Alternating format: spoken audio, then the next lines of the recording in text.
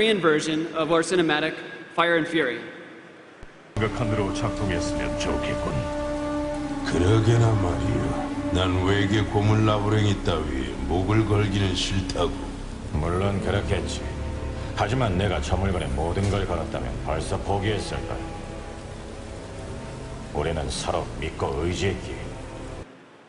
So we had hundreds of lines of dialogue, and we had to figure out a way to animate all these lines of dialogue in the game. So we came up with a solution, and it was to use a piece of software called Face Effects. And what it does is you take a line of text, an audio file, and a properly set up character. You interpolate all of these things, you put them together, and you get something that looks like this. Just a friendly business proposition. Do you even know what the Dominion are doing out here? So we use this type of technology for a lot of the game. But when we use it straight away, just the programming, just the procedural method, we still have some pops. Some of the dialogue runs together. It's a little overly done. So what we do for some of the close-up scenes, we animate on top of it as well. So in the next clip, you might see that some of the pops are taken out. We've abbreviated some of the dialogue. It's a little bit smoother, more convincing. Just a friendly business proposition. Do you even know what the Dominion are doing out here? So one of the other challenges for doing localization was how it was translated. The localization team worked very hard on not necessarily translating word for word, but understanding the inner meaning and then rewriting for that new language. Also, casting. Casting was huge. And to show off the casting, I wanted to demonstrate the Russian version of the same cinematic. Бога, чтобы он сработал так, как мы рассчитываем. Уж лучше бы он сработал. Мне не улыбается рисковать жизнью из-за какой-то инопланетной хреновины. Верно, Тайкус. Но если бы я делал ставку только на артефакт, я бы столько не протянул. Мы в самом центре ада. That just sounds badass. It's Jim Raynor, Tychus, and Warfield, even though they're in Russian, still feels like it has the same essence of character. So, for a moment, I'm going to hand it back to Scott to talk about Machinima. So, I talked a little bit about Machinima earlier on, and if you're at all interested in that technology, or even in filmmaking in general, and want to find an easy path to do it, I recommend that, first of all, Starcraft 2 comes with all of the cinematic assets, including the stuff that we've been showing you on screen today, and as well as the tools to make your own Machinima. So it's a really great way to get started. Also, at the Cataclysm Cinematics presentation tomorrow, there will be a brief section talking about the history of Machinima at Blizzard, and we're also going to be premiering a never-before-seen movie for WoW, and that is also an in-game cinematics piece. So definitely check that out. So before we wait to the Q&A section, we wanted to show you a few deleted scenes and outtakes. James? So, we have some deleted scenes and outtakes for you, and this is material that you will never see anywhere else but at Blizzcon. And keep in mind, this material is rough. It was never intended to be, final production material. So there might be missing face animation and missing assets and things like that. Our first one is from the Armory.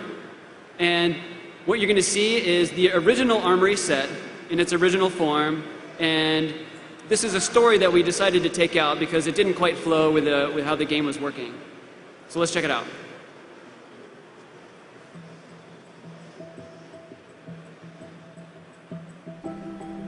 Kaczynski, Crane 6. Get it done.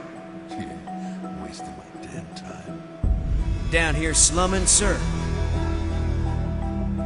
What was that? Boys are getting riled up, Jim. We got a problem. Wonderful.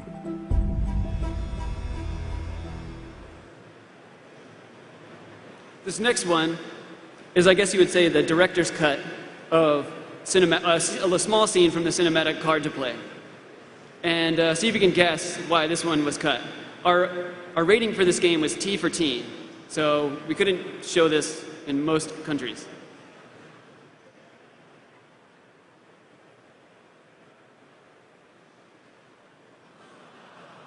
Let's see that again.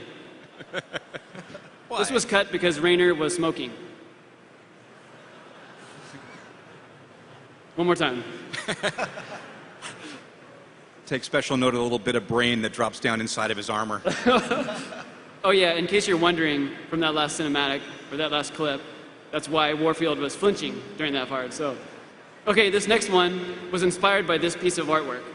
This came from one of the guys on the animation team, and just a little bit of backstory. We work a lot of late hours, and we come up with some alternate ideas for the cinematics. So we were thinking, like, what if Raynor was so badass he could headlock a Hydralisk and dropkick a Zergling while a nuke is going off in the background?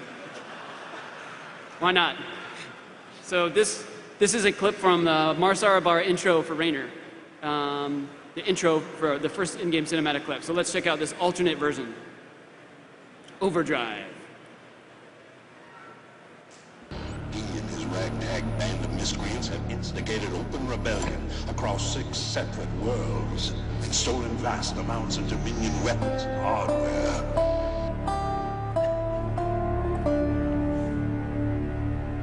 Mengska's gonna pay for what he did to both of us. I assure you, this criminal will be brought to justice very soon. It ain't over till it's over, you son of a bitch.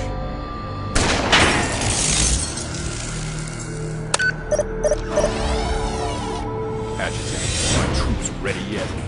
Your forces are prepared and awaiting your orders, Commander.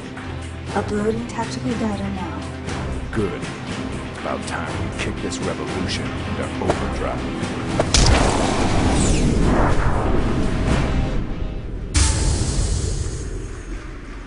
Overdrive. All right, you guys remember Dr. Hansen from the single-player campaign? Who here decided not to save Dr. Hansen in the single-player campaign? Raise your hand. All right, for those of you guys who chose not to save her, here is another late-night animator idea that we came up with of a cinematic called Infested. Here's what happens to Dr. Hansen.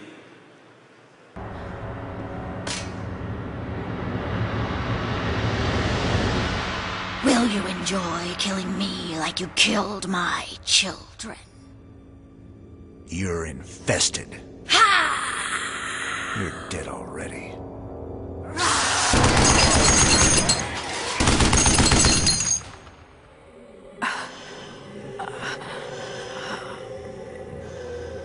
Do it. Finish it.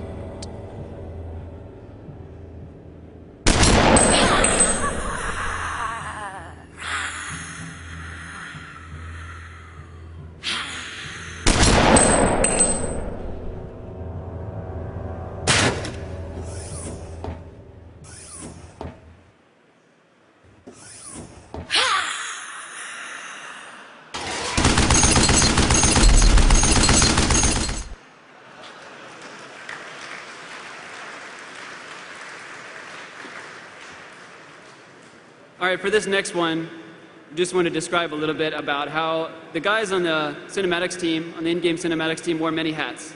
It's a small elite ninja team of guys who have to do a lot of different jobs. And the team is very focused on story, and it's a very, very fast pipeline. What I mean by pipeline, I mean workflow. And there are assets moving through very, very quickly. So at one week, we had to show this cinematic to Nick, who's sitting right beside me. And we were missing some characters.